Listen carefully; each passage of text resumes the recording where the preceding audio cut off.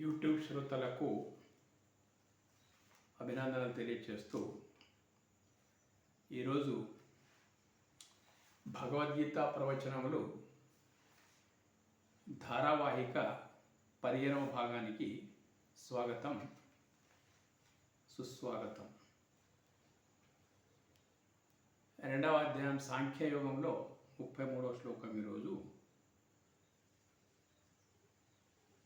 అథ చేత్వమిమం ధర్మ్యం సంగ్రామం న కరిష్యసి తతస్వధర్మం కీర్తిం చ హిత్వా పాపం అవాప్స్యసి. ఇది శ్లోకం అన్నట్టు. ఇక అర్జునుడు చెప్తా ఉన్నాడు, ఇక నీవు ధర్మయుక్తమగు ఈ యుద్ధమును చేయకుందువేని దానిచే నీవు స్వధర్మమును నిరసించిన వాడవై కీర్తిని పోగొట్టుకొని పాపమును పొందకలవు. చూడండి, ఎవరి ధర్మాన్ని వారు నిర్వర్తించకపోతే అదే ఒక పాపం అనేటువంటి మాట ఇక్కడ మనకు అర్థమవుతా ఉంది. దీన్ని మనం బాగా అర్థం చేసుకోవాలి. ఎవరి స్వధర్మం ఏమిటి అనేటువంటి విషయానికి వస్తే, ఎవరు ఏ వృత్తి లోపల ఉన్నారో ఆ వృత్తిని ధర్మబద్ధంగా గౌరవప్రదంగా హాని లేకుండా నిర్వర్తించడమే వాస్తవంగా స్వధర్మం అని చెప్పబడుతుంది అన్నమాట. ఇక్కడ ఎవరికి చెప్తా ఉన్నాడు? క్షత్రియుడు. అర్జునుడు క్షత్రియుడు. ఉత్తమ సజ్జనుడైనటువంటి రాజు. ఆ రాజు యొక్క ధర్మం దుష్టులను శిక్షించడము, శిష్టులను కాపాడడం, రాజ్యాలని కాపాడడం అన్నట్టు. దుర్యోధనాదుల యొక్క రాక్షస కృత్యాలు ఎట్లా ఉన్నాయంటే, తన రక్త సంబంధం అనేటువంటి ఆలోచన లేకుండా తన రక్త సంబంధికులైనటువంటి పాండవులపైనే ఆ రాక్షస కృత్యాలు జరుపుతా ఉన్నాను అన్నట్టు. చేస్తూ ఉండగా దాన్ని ప్రజలందరూ చూసి ప్రజలంతా వింటున్నారు అన్నట్టు. ఒకటి అక్కడి ప్రజలకు కూడా తెలుసు, దుర్యోధన రాజ్యంలో ఉండే ప్రజలకు మాయాజూదము, వస్త్రాపహరణము, లక్క ఇంటి దహనము, భీమునికి విషం పెట్టడము, 12 సంవత్సరాలు వనాలకి పంపడము, అత్యంత ఘోరమైనటువంటి అజ్ఞాతవాస నిబంధన అనేటువంటిది ఏతున్నదో, చాలా కష్టంతో కూడుకున్నటువంటి అజ్ఞాతవాసం విధించడము, ఇదంతా ఏమన్నంటే మానవత్వం అనేటువంటిది మంట కలిపినటువంటి రాక్షస కృత్యాలు. ఇవన్నీ అర్జునుని గుర్తున్నప్పటికైనా మోహం అనేటువంటిది తీవ్ర ఒత్తిడికి గురి చేసింది అన్నట్టు. అట్లా ఒత్తిడికి లోనైనటువంటి అర్జునుడు వైరాగ్యం వైపు మరలడం జరిగిందన్నట్టు. ఇలాంటి జగదేక వీరుడే, బాధ్యతాయుతమైనటువంటి వాడే నిరుత్సాహముతో అస్త్ర సన్యాసం చేస్తే అది శ్రీకృష్ణునంతటోడు అండగా ఉన్నప్పటికైనా యుద్ధం నుంచి వెనుదిరిగేటువంటి విషయాలనే వెతుకుతా ఉన్నాడు. ఇట్టి విషమ సంకట పరిస్థితి లోపల నుండి అర్జునుడు బయటికి రావాలంటే ఆత్మబోధ అయితే అయ్యింది దాదాపు. ఇప్పుడు కర్తవ్య బోధ కావాలి. అంటే కర్మయోగం, ఆత్మజ్ఞానము అంటే జ్ఞానయోగము, కర్మయోగ రహస్యాలను బోధిస్తూ ఉన్నారు శ్రీకృష్ణుల వారు. ఇక్కడ నుండి 40వ శ్లోకం వరకు అంతా ఒకే లక్ష్యం శ్రీకృష్ణునిది. అంటే దుర్మార్గులను అంతం చేయాలి, అర్జునుడు యుద్ధానికి సంసిద్ధుడు కావాలి. ఈ 40 శ్లోకాల వరకు అంతా ఒకే లక్ష్యం ఉంటుంది శ్రీకృష్ణునిది. అదే ప్రస్తుతం అర్జునునికి క్షత్రియ ధర్మం యొక్క బోధ. ఈ శ్లోకం లోపల ఏమందంటే, నీవు చేస్తున్నది 100% ధర్మయుద్ధమే. ఒకవేళ ఇంతటి ధర్మయుద్ధాన్ని నేను చేయను అంటే స్వధర్మాన్ని నిరసించినటువంటి వాడవైతవు. నిరసించడం అంటే మూడవది ఏంటిదంటే దాని ఫలితం చేస్తున్నది ధర్మయుద్ధం అనేటువంటిది అవగాహన తెచ్చుకో. కాదంటే స్వధర్మం ఏదైతుందో నిరసించడం అని తెలుసుకో. దీని ఫలితం ఏముంటుందంటే కీర్తిని మంట కలిపేసుకోవడం తప్ప మళ్ళేమీ లేదు. ఫలితం మంట కలిపేసుకోవడమే. ఇదంతా స్వయంకృత అపరాధమే అయితే చూడు అర్జున. అన్నీ నీ ముంగటున్నప్పటికైనా కానీ దాని యొక్క ఫలితం ఎంత గొప్పదంటే పాపాన్ని మూటగట్టుకోవడమే. నీ ధర్మాన్ని నీవు నిర్వర్తించకపోతే పాపాన్ని మూటగట్టుకోవడం తప్ప ఇంకొకటి ఏమీ లేదు. అనవసరంగా నీ ధర్మాన్ని నిరసించి పాపాన్ని మూటగట్టుకోకు. ఇది ఒక అర్జునునికే కాదు, అర్జునుని నెపంగా ప్రతి మనిషికి తన స్వధర్మం అంటూ ఉంటుంది అన్నట్టు. ప్రతి మనిషికి ఎంత గొప్ప ధర్మం అంటే ఇక్కడ ఏది గొప్ప ధర్మం ఏది చిన్న ధర్మం అని కాదు. మన ఇంటికి కాపలా ఉండేటువంటి ఒక వ్యక్తి ఉంటాడు. ఆ వ్యక్తి చేతి లోపలనే మన కాపలా ఉంటుంది అన్నట్టు. కాపలా ఉండేటువంటి వ్యక్తి తప్పించుకొని ఎక్కడికన్నా పోతే ఆ రోజే దొంగలు పడవచ్చు, జరగకూడని ఘోరం జరిగిపోవచ్చు కాపలాదారులు లేకపోతే. ఇది ప్రతి మనిషికి తన స్వధర్మం అంటూ ఉంటుంది. ఇప్పుడు పోలీసులు ఉంటారు మొత్తం మీద. ఒక ఒక ఒక స్టేషన్కు ఒక స్టేషన్ ఆఫీసర్ అంటూ ఉంటాడు అన్నట్టు. ఆ లా అండ్ ఆర్డర్ బాధ్యత అంతా అతడికే ఉంటుంది. అతడికి అప్పగించినటువంటి ప్రభుత్వం చూసుకోమని చెప్పేస్తుంది అన్నట్టు. అటువంటి పరిస్థితుల లోపల అతడు తన విద్యుక్త ధర్మాన్ని సరిగ్గా నిర్వర్తించకపోతే అది పాపంకే కారణమైపోతుంది అన్నట్టు. ప్రతి మనిషికి తన స్వధర్మం అంటూ ఉంటుంది అన్నట్టు. ప్రతి మనిషికి చిన్న చిన్న పనులు చేసేటువంటి వాళ్ళు కూడా ఎలాగంటే చాలా గొప్ప బాధ్యత ఉంటుంది వాళ్ళకు కూడా. ఇట్లా చతుర్వర్ణ సిద్ధాంతం ఉన్నది. బ్రాహ్మణుడు అంటే ఏమిటిది, ఎవరిని బ్రాహ్మణుడు అనాలే, అతని స్వధర్మం ఏమిటి, క్షత్రియుడు అంటే ఎవరు, ఎవరిని క్షత్రియుడు అనాలే, వారి స్వధర్మం ఏమిటి, వైశ్యులు అంటే ఎవరు, ఎవరిని వైశ్యులు అనాలే, వాళ్ళ స్వధర్మం ఏమిటి, శూద్రులు అంటే ఎవరు, వారి స్వధర్మం ఏమిటి, ఎవరిని శూద్రులు అనాలే, కుల ప్రాతిపాదికని ఇవన్నీ లేనే లేవు మొత్తం మీద వైదిక ధర్మం లోపల. ఇవన్నీ రాబోయే అధ్యాయాల లోపల మనకు వస్తాయి. ఇట్లా చతుర్వర్ణ సిద్ధాంతాల లోపల ఎవరి ముందు ఏ ధర్మం ఉందో ఆ ధర్మాన్ని చక్కగా నిర్వర్తించాలి. రాజు ధర్మము రాజు నిర్వర్తించాలి, సైనికుని ధర్మం సైనికుడు నిర్వర్తించాలి. రాజు ఏమీ చేయలేడు సైనికుడు తన ధర్మాన్ని నిర్వర్తించకపోతే. అట్లా చతురాశ్రమ ధర్మాలు, చతుర్వర్ణ ధర్మాలు ఏవైతున్నాయి కదా, చతురాశ్రమ ధర్మాలు అనుకోండి, చతుర్వర్ణ ధర్మాలు అనుకోండి, ఇవన్నీ చాలా అత్యున్నతమైనటువంటి శాస్త్ర ప్రమాణాల ఆధారంగా రాబోయే శ్లోకాల్లో నిరూపించబడుతుంది మనకు. అయితే ఇక్కడ నుంచి రాబోయే 6-7 శ్లోకాల్లో అర్జునుడు జగదేక వీరుడు, ధర్మనిష్టాపరాయణుడు కాబట్టి ధర్మయుద్ధానికై ప్రోత్సహిస్తున్నటువంటి శ్రీకృష్ణుల వారు ధర్మయుద్ధానికి ప్రోత్సహిస్తున్నారు అన్నట్టు. అయితే ఇది ఎట్లా ఉండదంటే మనిషి స్థాయి ఎంత గొప్పదైతే వారి యొక్క విద్యుక్త ధర్మం వాళ్ళు నిర్వర్తించకపోతే లేక వాళ్ళ అశాస్త్రీయమైనటువంటి నిర్ణయాలు కనుక ఆ గొప్ప వాళ్ళ దగ్గర ఉంటే సమాజానికి లోకానికి అంతే గొప్ప దుష్పరిణామాలకు వాళ్ళ యొక్క అశాస్త్రీయ నిర్ణయాలు దారితీస్తాయి అన్నట్టు. కాబట్టి బుధ విశ్వ మానవాళికి మార్గదర్శకం సూచిస్తూ ఉన్నదన్నమాట.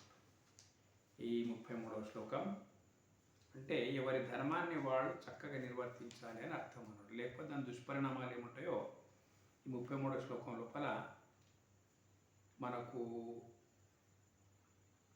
చెప్పబడ్డది అన్నట్టు. ఈ 34వ శ్లోకం లోపల చూడండి, అకీర్తిం చాపి భూతాని కథయిష్యంతి తే అవ్యయం సంభావితస్య చ కీర్తి మరణాద్ అతిరిచ్యతే. ఇది కూడా చాలా సారగర్భితమైనటువంటి శ్లోకం.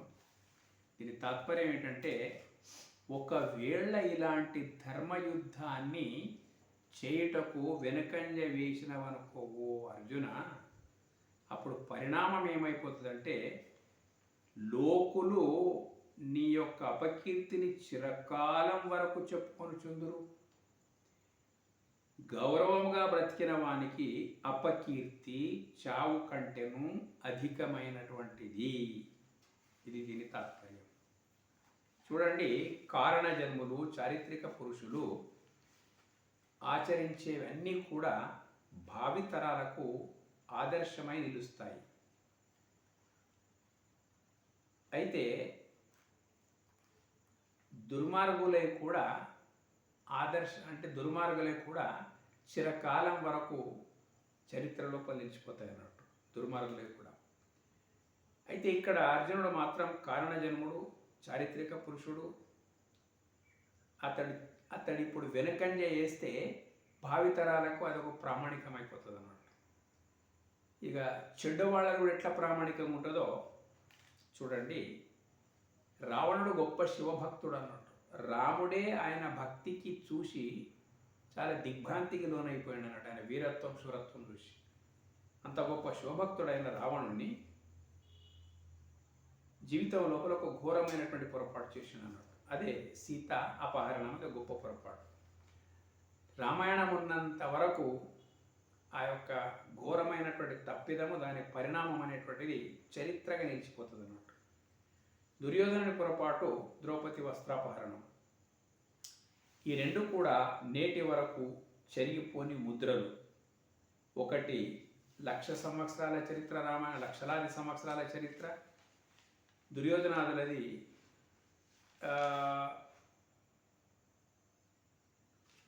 కొన్ని వేల సంవత్సరాల చరిత్ర దుర్యోధన అన్నట్టు. అక్కడ రాముంది కూడా లక్షలాది సంవత్సరాల చరిత్ర. ఇక్కడ కృష్ణార్జునుడు కూడా లక్షలాది సంవత్సరాల చరిత్ర పాండవులది అనుకో. అయినా దుర్మార్గుల యొక్క దుశ్చర్యలు నిత్య నూతనంగా కథల రూపంలో చెప్పుకొనుచునే ఉన్నారు ప్రపంచం లోపల. అలాగే రాముని యొక్క ఆదర్శాలు, కృష్ణుని యొక్క అపూర్వ అద్భుతాలు, ఆదర్శాలు కూడా నిత్య నూతనంగా సాగుతూనే ఉన్నాయి. ఇదే విషయాన్ని శ్రీకృష్ణుల వారు తనదైన శైలిలో అర్జునునకు వివరిస్తూ ఉన్నారు. ఏమిటంటే అపకీర్తి అనేటువంటిది మంచిది కాదు. మనమంతా గొప్ప కీర్తివంతులము కావాలని అనుకున్నా కావచ్చు, కాకపోవచ్చు, మనం పొందవలసిన స్ఫూర్తి అన్నట్టు. అది ఏమైనా కానీ అపకీర్తికరమైనటువంటి జీవితం నుండి జాగ్రత్త పడాలి. ప్రతి ఒక్క మనిషి గొప్ప పనులు అయితే కావు దాన్ని పక్కకు పెట్టేస్తే అపకీర్తికరమైనటువంటి జీవితం నుండి జాగ్రత్త పడాలి. ప్రతి ఒక్కరం మంచి పనులు, మానవత్వంతో కూడిన పనులు చేయగలిగితే మన స్థాయిలో చేయాలి. అలాంటిది మనకు కాని పక్షం లోపల చెడు పనుల నుండి దూరం కావాలి. ఈ యుగం లోపల ఇంతకన్నా గొప్ప తపస్సే ఇక ఉండదు. అయితే మంచి పనులు చేయి, కాని పక్షం లోపల చెడు దారి లోపల పోకుండా చెడుకు దూరమై ఉండడం ఏదైతుందో ఈ కలియుగం లోపల అది కూడా గొప్ప తపస్సే. అయితే సజ్జనులైనటువంటి వాళ్లకు అపకీర్తి రావడం కన్నా ముందే కీర్తితో చనిపోవడమే మేలు. సజ్జనులైనటువంటి వాళ్లకు అపకీర్తి వచ్చేటువంటి పరిస్థితులు ఎప్పుడైనా వస్తే అటువంటి అపకీర్తికి బదులుగా అపకీర్తి కంటే మొట్టమొదలే కీర్తితో చనిపోవడం ఏదైతే ఉందో చాలా మంచి విషయం అనేటువంటి విషయం మనకి ఇందులో చెప్తా ఉన్నాడు. నీతి సూత్రాన్ని శ్రీకృష్ణ వారు మనకు బోధిస్తూ ఉన్నారు. మనమందరం ఈ ఒక్క సూత్రాన్ని పాటిస్తే గౌరవం పెరుగుతుంది, కీర్తి పెరుగుతుంది, తద్వారా సుఖం, శాంతి, ఆనందం అనేటువంటిది మనకు లభిస్తూ ఉంటుంది. ఈ 34వ శ్లోకం యొక్క సారాంశం ఇది. ఇక 35వ శ్లోకం చూడండి. భయాద్రణాదుపరతం అంశంతే త్వా మహారథాః ఏషాం చ త్వం బహుమతో భూత్వా యాస్యసి లాఘవం. దీని తాత్పర్యం, అర్జున, ఇంతవరకు ఏ మహారథులందు నీవు ఘనముగా భావించబడి ఉంటివో వారెల్లరూ నిన్నిప్పుడు చులకన చేసి భయముచే యుద్ధము నుండి మరలిన వానినిగా నిన్ను తలంతురు. ముందటి దుష్టులు ఎవరైతున్నారో నీ లోపల వచ్చినటువంటి కరుణారసము ఏం చేసేది రాజ్యంతో, పోని వాళ్లే ఏలుకొని ఈ రక్తసిక్తమైనటువంటి యుద్ధం ఎందుకు మనకు అనేటువంటిది ఉదాత్తమైనటువంటి భావన కావచ్చు, సజ్జనత్వానికి అదొక ప్రతీక కావచ్చు, చాలా బాగానే ఉంది. కానీ దుర్మార్గులకు ఇందులోపల నుండి ఆదర్శం అర్థం కాదు అర్జున. మొదటి అధ్యాయం లోపల నీవు అన్న మాటలు ఏవైతే ఉన్నాయో చాలా బాగానే ఉన్నాయి, సజ్జనులాడే మాటలే, కానీ దుర్జనులకు ఆ మాటలు వర్తించవు. నీ కరుణారసాన్ని వాళ్ళు ఇప్పుడు ఏమంటారంటే, ఇక్కడ సాక్షాత్ శ్రీకృష్ణుని సంపూర్ణ సహకారం ఉన్నది అర్జునుడికి, నీకున్నది. ఇక్కడ సాక్షాత్ శ్రీకృష్ణుని సంపూర్ణ సహకారం ఉన్నటువంటి అర్జునుడి పరిస్థితి ఏదైతే ఉందో, సంపూర్ణమైనటువంటి వీరత్వం ఉన్నది.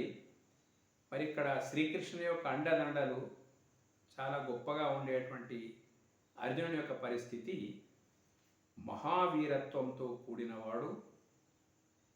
ఎంత గొప్పవాడంటే దుర్యోధన కరుణాదుల భయమంతా నారాయణ రూపులైనటువంటి కృష్ణార్జునుల కొరకే. వాళ్ళకుండే భయమంతా వీళ్ళిద్దరు తలంచుకుంటే మాకు ఏమైనా అవుతుందనేటువంటి భయం లోపల వాళ్ళు ఉన్నారు.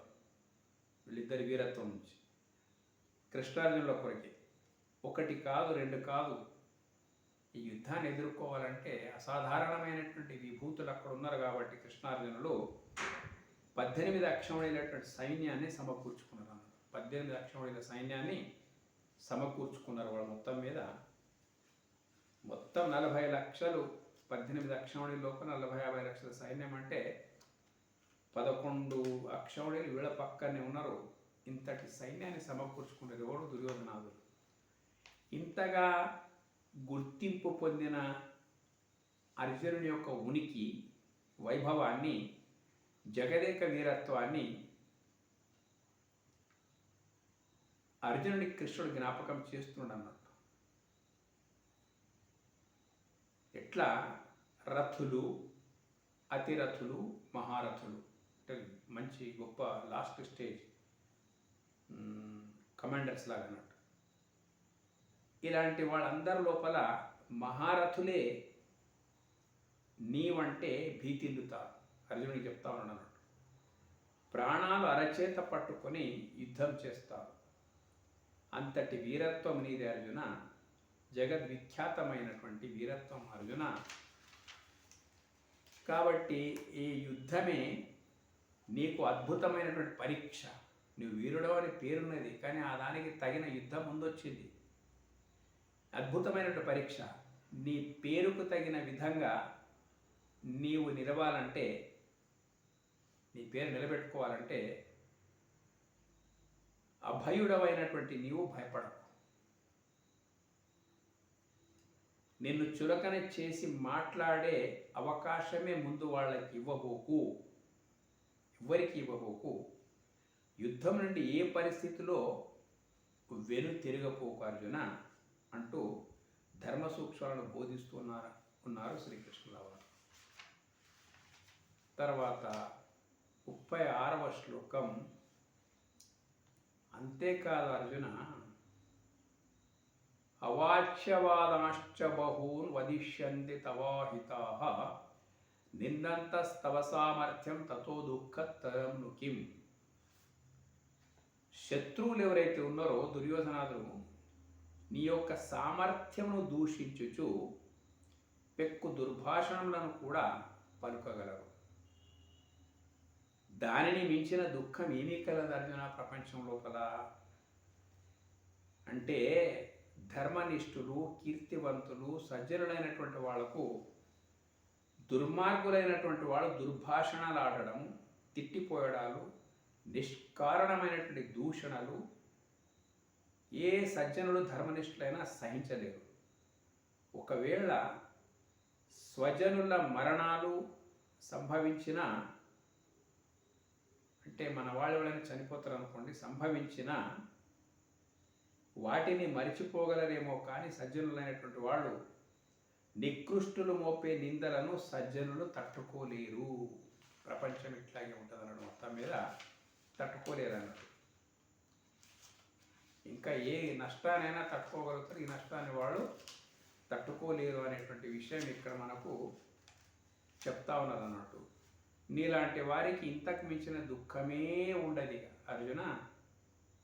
దేనికి నిన్ను ఎంత గొప్పగా భావించినటువంటి వాళ్ళు ఏకంగా నీ గురించి ఇటువంటి అండర్ ఎస్టిమేషన్ చులకనగా చేసి మాట్లాడితే నీలాంటి వానికి ఇంతకు మించిన దుఃఖమే ఉండదు అర్జున. ఆ పరిస్థితిని రానివ్వబోకు అనే విషయాన్ని ఇక్కడ చెప్తున్నాడు అన్నట్టు. ఎందుకంటే ఈ ధర్మనిష్ట లోపల ఏదో ఒకటి ఉంటుంది అన్నట్టు. ఏంటిది? ధర్మం తప్పకుండా బ్రతకడమే జీవిత సర్వస్వం అనుకుంటారు. ఆ ధర్మము ఏదైతే ఉందో దాన్ని మనం తప్పినప్పుడు ఏ పనికి రానటువంటి ఎదుటి వాళ్ళు, ప్రపంచం లోపల ఒక విషయం ఉందన్నట్టు. 100 తప్పులు చేసే దుర్మార్గులు ఎవరైతే ఉంటారో, జీవితం అంతా తప్పుల తడకగా ఉండేటువంటి దుర్మార్గులు, దుష్టులు ఎవరైతే ఉంటారో, సన్మార్గం లోపల నడిచే వారి లోపల ఒక్క చిన్న తప్పు దొరికితే చాలు, ఆ ఒక్క తప్పును లాగదీసి వాళ్ళ 100 తప్పులను కప్పిపుచ్చుకునేటువంటి ప్రయత్నం చేసేటువంటి వాళ్ళు దుష్టులు అన్నట్టు వాళ్ళు. కాబట్టి ధర్మనిష్ఠులైనటువంటి వాళ్ళు, సజ్జనులైనటువంటి వాళ్ళు ఏ పరిస్థితి లోపల కూడా 100 తప్పులు చేసేవారికి ఒక చిన్న తప్పు అనేది దొరికే అవకాశం ఇవ్వకూడదు. ఏమైపోతుందంటే ఆ ఒక్క తప్పును తీసుకొని వాళ్ళు దాన్ని గొప్పగా చిత్రీకరించి అవహేళన చేస్తూ ఉంటే అది మన వారెవరైనా చనిపోతే మనం దాన్ని తట్టుకుంటామేమో కొంతకాలం, కానీ ఇటువంటి దాన్ని తట్టుకోలేమని చెప్పేసి నీలాంటి వానికి ఇంతకు మించిన దుఃఖం ఏమీ ఉండదు అర్జున. ఆ పరిస్థితి రానివ్వకుంటున్నాడు అన్నట్టు. ఇది అన్నీ చెప్పినా కదా. 40వ శ్లోకం వరకు ఒకే వైపు నడుస్తూ ఉంటాయి. ఏంటిదంటే పునరుక్తి దోషంలాగా అనిపించినప్పటికైనా కానీ ఒక్కొక్క శ్లోకం లోపల ఒక్కొక్క విధంగా ప్రోత్సహిస్తూ ఉన్నాడు అన్నట్టు. 37వ శ్లోకం లోపల హతో వా ప్రాప్స్యసి స్వర్గం జిత్వా వా భోక్ష్యసే మహీం తస్మాదుత్తిష్ఠ కౌంతేయ యుద్ధాయ కృతనిశ్చయః.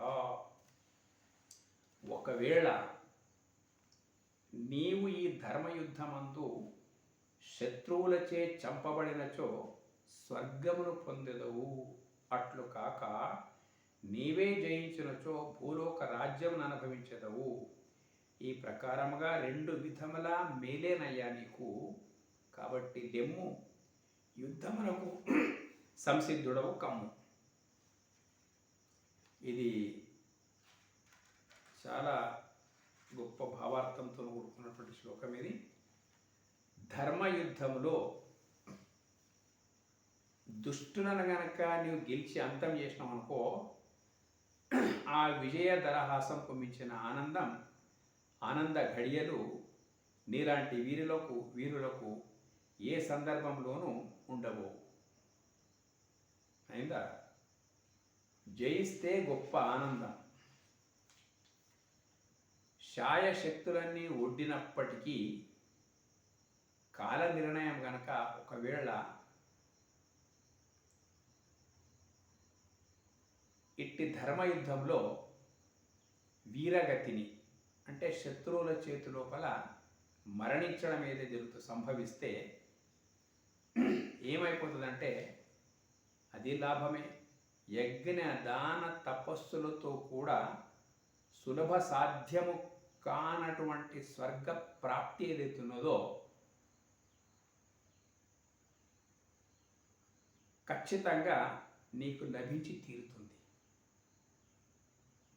డూ ఆర్ డై అట్లా. కాబట్టి రెండు విధాల మేలే కదా.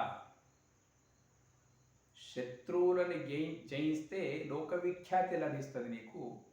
ఇన్ కేస్ శత్రువుల చేతి లోపల నీవు మరణము పొందినట్లయితే నీలాంటి వీరులకు ధర్మయుద్ధానికి పాటుపడినటువంటి వాళ్ళకి వీర స్వర్గమే తప్ప ఇంకొకటి ఉండదు. యుద్ధం లోపల రెండు రకాల వ్యక్తులు చనిపోతారు. అధర్మానికి పాటుపడేటువంటి వాళ్ళు చనిపోతారు, వాళ్ళకు నరకమే ప్రాప్తిస్తుంది అన్నట్టు. ధర్మానికి పాటుపడేటువంటి వాళ్ళు చనిపోతే తప్పకుండా వాళ్ళకి స్వర్గం ప్రాప్తిస్తుంది. ఇవి రెండు ఒకదానికి మించి ఒకటి అన్నట్లు రెండు అద్భుత సందర్భాలు అన్నట్టు. ఇలాంటి మంచితనం కావాలన్నా దొరకదు అర్జున. చస్తే వీరస్వర్గం, గెలిస్తే రాజ్యం వీరభోజ్యం. అర్జున దీన్ని జార విడుచుకోకు. యుద్ధరంగంలోకి వెంటనే ప్రవేశించు. గెలిస్తే గుడ్,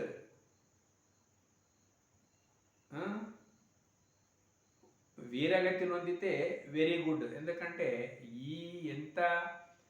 ఈ భూలోకం లోపల ఒకదానికంటే బెస్ట్ ఏమిటిదంటే, ఈ భూలోకం లోపల ఒకవేళ రాజ్యము గెలుచుకున్న దుష్ట సంహారం జరిపి రాజ్యభోగాలు అనుభవించడానికి మీకు అవకాశం దొరికినప్పటికైనా జీవితము స్వల్పమైనటువంటిదే. రాజ్యభోగాలు సుఖదుఖ మిశ్రితాలే ఉంటాయి ఈ ప్రపంచం లోపల. కానీ ఈ ప్రపంచానికి అది ఒక గొప్ప ప్రామాణికత గెలవడం అనేది. కాకపోతే వీరగతిని పొందినప్పుడు చాలా కాలం వరకు స్వర్గ సుఖాలు అనుభవించేటువంటి ఒక అవకాశం దొరుకుతుంది. కాబట్టి గెలిస్తే గుడ్, శత్రువుల చేతిలో చనిపోతే వెరీ గుడ్. ఓడిపోమ్మని అనుకొచ్చింది ఇక్కడ. ఎప్పటి వరకు కొట్లాడాలి అంటే బొందిలో ప్రాణం ఉన్నంత వరకు కొట్లాడాలి. ఏ భయం నుంచి వెనుదిరగకూడదు అనేటువంటిది ఇక్కడ చెప్తా ఉన్నాను అన్నట్టు. ఇది ఒక అర్జునునికే కాదు, లోక కళ్యాణం కొరకు పాటుపడే వారందరూ, ధర్మ సంస్థాపన కొరకు పాటుపడేటువంటి వాళ్ళందరూ కూడా ఈ స్ఫూర్తిని పొందాలన్నట్టు. ఎవరెవరి స్థాయి లోపల వాళ్ళంతా లోక కళ్యాణం కొరకు పాటుపడాలి. ప్రతి ఒక్కరూ అయినంత మట్టుకు లోక ఉపకారానికి పాటుపడాలి. దాని లోపల ఎలాంటి ఇబ్బందులు ఎదురైనా భయపడే అవసరం లేదు. పుణ్యబలం అనేటువంటిది నీ వెనక ఉంటుంది అన్నట్టు.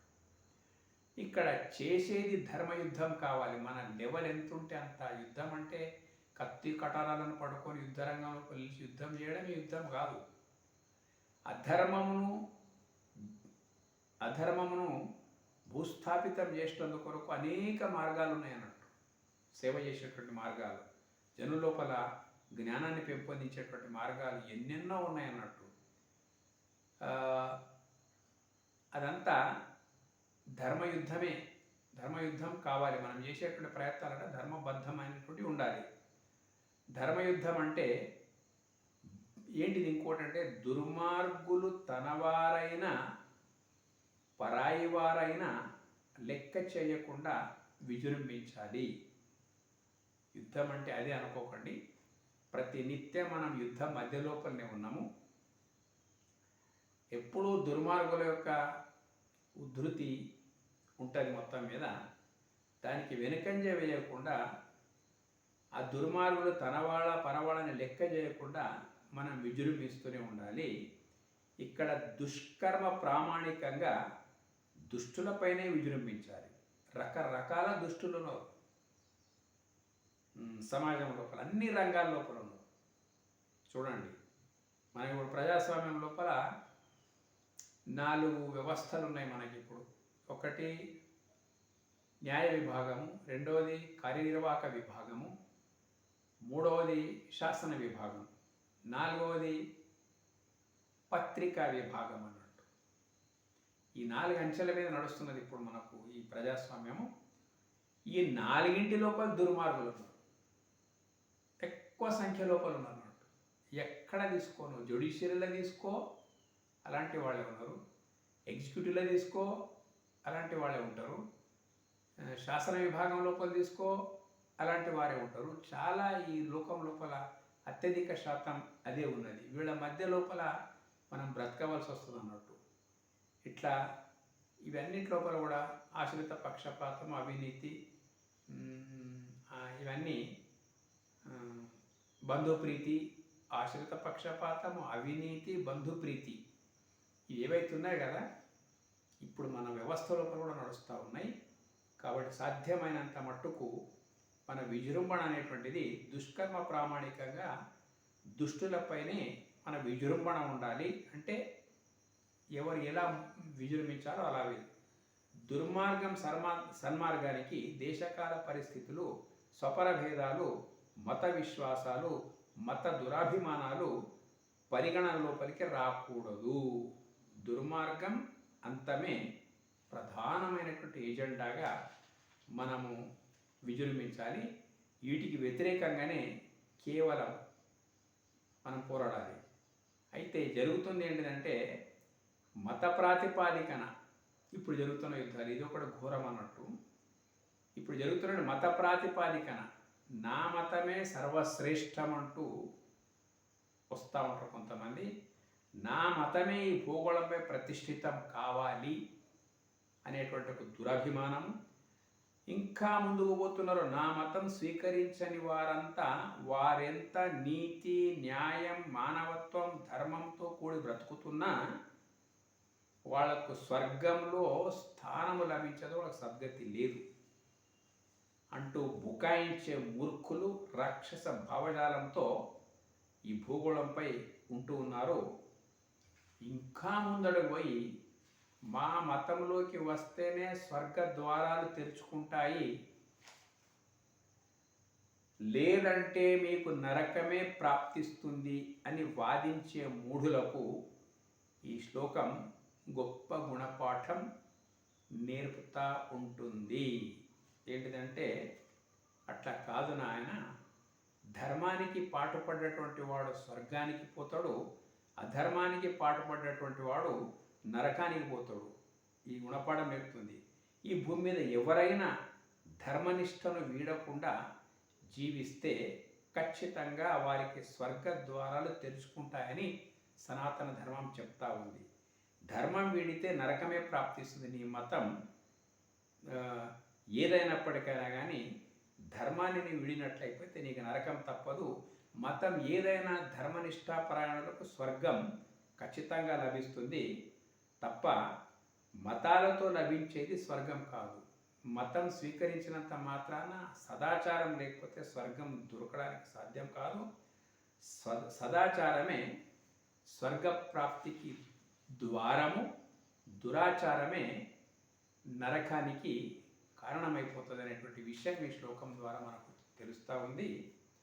ఇక్కడ ఈ మాటలు అంటున్నదంతా శ్రీకృష్ణుల వారు అర్జునుడితోనే ఈ స్ఫూర్తిని నింపుతాను మొత్తం ఈ శ్లోకం లోపల. కాబట్టి ధర్మాన్ని ప్రోత్సహించేటువంటి వాడు కృష్ణుడు, ధర్మాన్ని ఆచరించేటువంటి వాడు అర్జునుడు అనేటువంటి విషయం మనం తెలుసుకోవాలి. ఈ వీడియో మీకు నచ్చితే సబ్స్క్రైబ్ చేయండి. వ్యూవర్స్ చాలా తక్కువగా ఉంటున్నారు, తక్కువగా ఉంటారు. మొత్తం మీద 1000 అర్థం చేసుకున్నా పర్వాలేదు, 1000 చూసినా పర్వాలేదు. సబ్స్క్రైబ్ మాత్రం చేస్తూ పోవడం మీ కర్తవ్యం. కాబట్టి చూడండి, ఏం చేస్తారో చేయండి.